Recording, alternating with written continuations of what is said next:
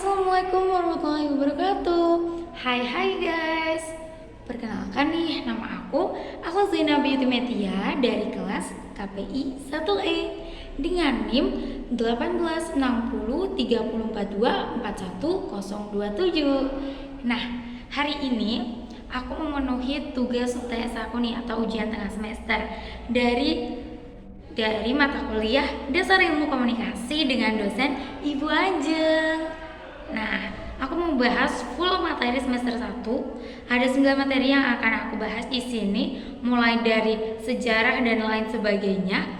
Dan pastinya akan ada studi kasus nih yang akan kita bahas bersama. Kita analisis bersama ya studi kasusnya. Bye bye. Apa sih komunikasi itu? Jadi, komunikasi sendiri merupakan proses pertukaran pesan yang dilakukan oleh komunikan dan komunikator. Jadi, seorang komunikator memberikan pesan kepada komunikan. Pesan yang diberikan ini berupa informasi nih guys, yang pastinya update dan juga penting untuk disampaikan. Selain itu, komunikasi juga dikenal dengan multidisipliner ilmu. Apa sih sebenarnya multidisipliner ilmu itu? Jadi, semua ilmu tuh butuh yang adanya komunikasi. Agar apa? Agar ilmu yang diberikan bisa lebih mudah dipahami dan bisa diterapkan. Jadi, komunikasi itu penting banget untuk kita pelajari. Nah, kenapa kita nggak belajar komunikasi lebih dalam nih kalau gitu? Yuk kita belajar lagi. Oke, lanjut ke sejarahnya nih. Jadi ilmu komunikasi punya sejarah juga loh, terbagi menjadi 4 periode, yaitu periode retorika, periode pertumbuhan, periode konsolidasi, dan juga periode teknologi komunikasi. Dalam teknologi komunikasi sendiri pastinya udah kita ketahui ya gimana sejarahnya, karena itu berkembang di saat zaman sekarang juga. Nah, kita bahas dari yang pertama, retorika nih. Jadi ini sudah ada sejak zaman Yunani kuno dengan tokoh Aristoteles dan juga Plato yang ada dalam tradisi retorika tersebut. Nah, selanjutnya ada di periode pertumbuhan. Periode pertumbuhan ini telah ditemukan nih guys, teknologi-teknologi komunikasi seperti telepon, telegraf, radio, dan juga televisi. Ada juga proses industrialisasi serta modernisasi yang melibatkan negara Eropa Barat dan juga Amerika. Nah, selanjutnya ada pecahnya Perang Dunia Pertama dan Kedua. Dilanjut periode ketiga nih, periode konsolidasi. Periode ini ada setelah Perang Dunia Kedua, yaitu tahun 1960-an. Di sini udah mulai berkembang nih komunikasi. Ilmu komunikasi sudah mulai merebak kemana-mana. Nah, dilanjut dengan periode terakhir yaitu teknologi komunikasi. Nah, di periode ini udah banyak tersebar nih teknologi-teknologi canggih seperti televisi satelit, kabel, komputer, VCR, dan berkembang hingga saat ini sampai adanya gadget nih guys. Keren kan sejarahnya? Lanjut ke materi selanjutnya ya. Materi ketiga tentang komponen komunikasi. Jadi dalam komunikasi itu ada komunikator sebagai pengirim pesan, lalu berlanjut media apa ya nih yang digunakan sama komunikator. Bisa jadi telepon atau mungkin surat seperti itu. Selanjutnya pesan apa nih yang disampaikan. Pesan ini berupa informasi yang penting atau yang mungkin berkaitan dengan komunikan dan ingin disampaikan ke komunikan. Selanjutnya komunikan. Nah, komunikan sendiri adalah seseorang yang menerima pesan. Jadi, dengan adanya komunikator yang memberikan pesan melalui media, lalu pesan itu disampaikan ke komunikan, terjadilah komunikasi antara komunikator dan komunikan. Prosesnya ini disebut dengan feedback. Nah, jadi ada timbal balik nih antara komunikator dan komunikan guys. Jadi pesan yang kita sampaikan bisa tersampaikan dengan jelas. Oke, selanjutnya adalah fungsi komunikasi.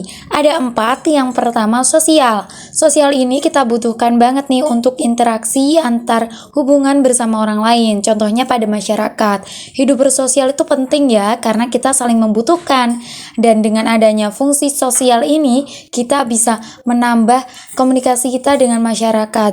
terutama dengan tetangga. Yang kedua ada ekspresif. Ekspresif ini sering banget nih kita rasakan karena adalah bentuk kita dalam meluapkan perasaan-perasaan nih yang kita rasakan. Emosi sedih, senang, khawatir, dan lain sebagainya. Yang ketiga ada ritual. Ritual ini juga terjadi di masyarakat pastinya.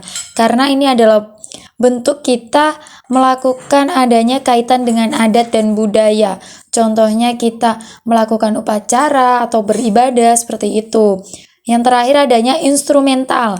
Nah, instrumental ini bertujuan untuk menginformasikan, mengajar, mendorong, dan juga meyakinkan ataupun memberikan hiburan. Jadi instrumental ini penting juga karena ada informasi di dalamnya dan ada motivasi dan juga ada hiburan pastinya. Keren ya fungsi-fungsinya. Oke, prinsip komunikasi ada 12. Yang pertama nih, komunikasi adalah proses simbolik lambang atau simbol. Jadi komunikasi bukan hanya secara verbal, tapi juga bisa non-verbal dengan cara simbol-simbol atau lambang-lambang nih. Selanjutnya adanya dimensi isi dan dimensi hubungan dimensi. Kalau dimensi isi lebih terkait secara verbal, kalau dimensi hubungan dimensi lebih terkait kepada non-verbal. Dilanjutkan dengan komunikasi berlangsung dalam berbagai tingkat. Jadi ada komunikasi yang benar-benar direncanakan, ada juga yang secara tidak disadari nih terjadinya komunikasi. Selanjutnya adanya komunikasi terjadi dalam konteks ruang dan waktu. Biasanya nih proses pesan ini bergantung pada konteks fisik dan ruang waktu, sosial dan psikologis. Nah, selanjutnya komunikasi melibatkan prediksi peserta. Nah, jadi komunikasi ini tergantung nih pada perilaku manusia yang memiliki keteraturan, maka minimal secara parsial dapat diramalkan atau kita angan-angan lah nanti akan terjadi bagaimana nih komunikasinya. Begitu. Dilanjutkan dengan komunikasi yang terjadi secara eksternal. Jadi ada unsur-unsur lingkungan nih terjadi, termasuk kata-kata yang dipilih, berbicara isyarat fisik, peserta komunikasi, kegaduhan di sekitar. Jadi adanya keterkaitan dengan lingkungan sekitar. Dilanjut dengan semakin mirip latar belakang sosial budaya semakin efektif. Kalau misalnya nih sesama dari Jawa, pasti ngomongnya lebih efektif dong daripada yang orang Jawa ngomong sama orang Sunda. Pasti lebih sulit untuk menyambungkan karena bahasa dan budaya yang berbeda. Sementara kalau dengan budaya yang semakin mirip, maka akan semakin nyambung tuh ngobrolnya. Dilanjutkan dengan komunikasi bersifat non-sekuensial. Mohon maaf di situ salah tulis ya. Jadi ini berarti komunikasi ini tidak berurutan. Jadi terjadi sesuai dengan apa yang ingin kita ungkapkan. Jadi tidak adanya rencana-rencana tertentu. Kecuali kalau memang sudah ada komunikasi yang terencanakan seperti itu. Selanjutnya komunikasi bersifat prosesual. Jadi komunikasi ini adanya proses sinambung nih, adanya proses terlebih dahulu sebelum terjadinya komunikasi, seperti itu. Selanjutnya komunikasi bersifat irreversible. Jadi irreversible ini berarti kan komunikasi itu tidak dapat nih kita ulang kembali, hanya sekali waktu itu saja. Dan selanjutnya, komunikasi bukan panacea untuk menyelesaikan berbagai masalah. Kenapa seperti itu? Karena komunikasi sendiri ini adalah alat untuk mengklarifikasi sebuah masalah agar menuju kedamaian, tapi bukan satu-satunya hal yang menjadi obat mujarab untuk menyelesaikan masalah tersebut. Selanjutnya ada potensi komunikasi tidak berarti. Berarti bahwa semua perilaku adalah komunikasi, dan namun komunikasi terjadi bila seorang memberi makna pada perilaku orang lain. Jadi kita memaknai nih perilaku orang lain itu gimana saat komunikasi. Mungkin seperti itu ya. Selanjutnya nih ada juga prinsip komunikasi yang bersifat sistematik. Jadi setidaknya ada 2 sistem dasar yang beroperasi dalam transaksi komunikasi. Adanya sistem internal dan eksternal. Kalau internal ini diambil sistem nilai yang dibawa individu. Kalau eksternal itu tergantung lingkungan luarnya. Oke, mungkin itu tuh prinsip komunikasi yang aku tangkap selama ini dan aku ketahui. Mungkin kalau ada yang lain bisa share di kolom komentar ya. Seri selanjutnya terkait hambatan komunikasi. Jadi komunikasinya juga ada hambatannya loh. Yang pertama adanya gangguan teknis. Biasanya alat atau media yang digunakan dalam komunikasi. Misalnya waktu seminar nih, biar suaranya lebih terdengar, biasanya pakai mikrofon kan. Nah, biasanya mikrofon ini juga ada kesalahan atau gangguan di dalamnya karena kurangnya kesediaan atau kurangnya persiapan yang lebih matang.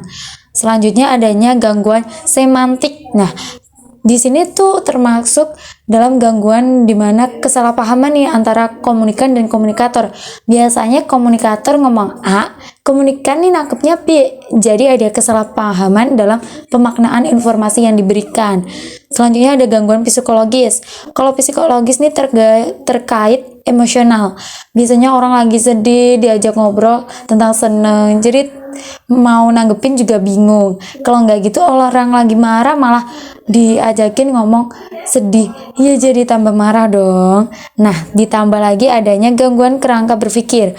Kalau ini berpengaruh adanya pengalaman ataupun pendidikan yang berbeda nih. Biasanya kalau kita lagi ngomong sama orang yang lagi di TK atau ngomong sama anak SMA, itu pasti juga akan berbeda dong dalam kerangka berpikirnya. Jadi seperti itu, adanya pengalaman dan pendidikannya juga termasuk dalam hambatan komunikasi. Yang selanjutnya adalah rintangan budaya. Seperti yang kita sampaikan di prinsip tadi, kalau misalnya kita beda nih sukunya, aku dari Jawa, kamu dari Sunda, mau ngomongin piye kabarmu, pasti jawabnya juga beda dong. Kalau di Sunda pasti mereka nggak nyambung nih diajak ngomong kayak gitu. Adanya perbedaan budaya itu juga mempengaruhi komunikasi. Yang selanjutnya ada gangguan fisik. Jadi misalnya berbicara dengan seseorang yang fisiknya kekurangan, mohon maaf, tunarungu atau tunawicara, kita bisa menggunakan bahasa isyarat. Jadi penting banget nih untuk belajar bahasa-bahasa lain yang bisa kita gunakan untuk komunikasi lebih efektif. Selanjutnya yang terakhir ada gangguan status. Jadi misalnya ada nih junior, senior. Nah, itu tuh juga termasuk gangguan nih dalam komunikasi. Karena seharusnya tuh saat kita berkomunikasi, kita tuh sama aja, setara. Gak ada tuh yang namanya senior, junior. Ngomongnya harus gini. Kan jadi membatasi adanya komunikasi tersebut. Mau ke jangka lebih luas, jadi bingung nih. Aku harus lebih hormat nih, harus lebih tunduk kayak gitu ya guys. Oke, selanjutnya adalah persepsi dalam komunikasi. Persepsi sendiri seperti halnya kita menduga-duga suatu hal nih guys. Jadi dalam komunikasi pun kita juga bisa menduga-duga karena hal itu datang dari diri kita sendiri, dari hati nurani kita. Adapun faktor eksternalnya itu dari lingkungan yang mempengaruhi adanya praduga kita tadi. Dalam persepsi komunikasi sendiri ada jenis yaitu objek dan interpersonal. Ada faktor juga perhatian, faktor fungsional persepsi dan faktor struktural. Nah, untuk sifatnya sendiri berdasarkan pengalaman, terus selektif, bersifat dugaan, evaluatif, dan kontekstual. Jadi, persepsi sendiri sebenarnya pandangan atau nilai kita terhadap sesuatu hal setelah adanya sensasi atau praduga kita nih setelah terjadi suatu hal. Begitu. Nah, materi 8 dan 9 aku gabungin jadi satu karena berkaitan ya. Jadi materi verbal dan non-verbal. Jadi dalam komunikasi itu ada dua hal, yaitu komunikasi verbal di mana disampaikan secara langsung dengan cara lisan ataupun tulisan. Biasanya sering banget nih kita lakukan dengan cara ngobrol bareng sama keluarga, teman, masyarakat, ataupun saat kita melakukan presentasi. Itu juga kita melakukan komunikasi verbal. Selanjutnya ada komunikasi nonverbal. Biasanya seperti gestur, mimik wajah atau ekspresi kita, penampilan, warna, dan simbol-simbol nih. Itu termasuk komunikasi nonverbal. Kalau gestur tuh misalnya kita panik, gesturnya gimana? Itu termasuk nonverbal. Itu juga mengisyaratkan komunikasi loh. Dan adanya ekspresi, kita sedih, kayak gitu kita pakai baju hitam, menandakan kesedihan. Terus ada simbol, misalnya kita dada, kayak gitu-gitu.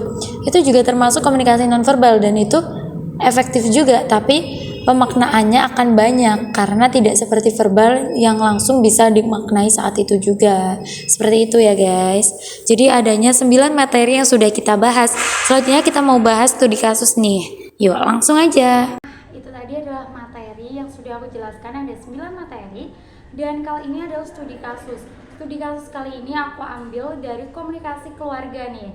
Nah, pas waktu COVID kemarin kan kita tuh ada aktivitas di rumah ya, jadi komunikasi dengan keluarga inti pastinya lebih sering kan dibandingkan dengan lingkungan sosial. Sementara sebelum COVID dulu kita malah sering komunikasi dengan lingkungan sosial nih. Jadi studi kasus kali ini adalah keintiman dalam komunikasi keluarga saat COVID-19. Nah, langsung aja ke analisisnya ya. Oke, jadi untuk analisisnya sendiri, seperti yang kita ketahui nih, kalau sebenarnya tuh keluarga tuh ada ayah, ibu, dan anak pastinya. Nah, di dalamnya itu pasti banyak banget nih komunikasi yang berlangsung. Tapi waktu sebelum COVID-19 pasti komunikasi verbal tuh jarang ya, karena anak sibuk sekolah, orang tua sibuk bekerja, dan mungkin ketemu cuma waktu sarapan atau weekend aja. Nah, kali ini saat COVID-19 menyerang, ternyata tuh semua kegiatan dipindahkan ke rumah nih. Dan semua kegiatan yang dipindahkan ke rumah membuat anak, orang tua tuh jadi berkumpul seharian di rumah. Pastinya komunikasi yang tadinya cuma non-verbal, kayak anak udah tidur pas orang tua pulang kerja, cuma dipeluk, dicium, kayak gitu-gitu aja. Sekarang ini jadi verbal, bukan non-verbal lagi, dengan cara cerita bareng, waktu senggang gitu ngobrol-ngobrol, tukar cerita, terus banyak dialog yang dibuat dalam keluarga tersebut, komunikasi yang berjalan secara verbal. Nah, jadi COVID-19 ini membawa pengaruh baik ya sebenarnya untuk komunikasi dalam keluarga, karena dengan adanya COVID-19 ini komunikasi dengan keluarga menjadi lebih intim. Dengan adanya COVID-19 ini kita juga belajar untuk komunikasi verbal bersama anggota keluarga. Dalam keluarga sendiri ada 4 pola asuh komunikasi nih. Yang pertama sesuai dengan haknya, yang kedua sesuai dengan porsinya, kayak ayah mencari nafkah, anak bersekolah, terus ibu mengurus rumah, dan yang ketiga tuh ada salah satu anggota keluarga yang jadi acuan atau yang mengontrol nih semua kegiatan. Nah, yang terakhir ini adalah salah satu anggota keluarga yang mengontrol juga, cuman nih lebih memerintah anggota keluarga lain dibandingkan memberitahu arahan kayak gitu. Jadi mana sih yang efektif? Yang pastinya yang sesuai haknya ya, karena kan jika berjalan sesuai hak dan kewajibannya masing-masing pasti akan lebih tertata. Nah, kayak gitu. Jadi komunikasi verbal antara anggota keluarga aku tuh dibutuhin banget karena untuk mengembangkan pola asuh anak, psikologis, dan emosinya. Jadi gitu studi kasus hari ini. Nah, ini adalah daftar pustaka atau sumber yang aku ambil untuk materi hari ini. Nah, terima kasih untuk semuanya. Mohon maaf jika ada salah kata dan mohon maaf jika ada kesalahan dalam penyampaian materi. Terima kasih. Wassalamualaikum warahmatullahi wabarakatuh.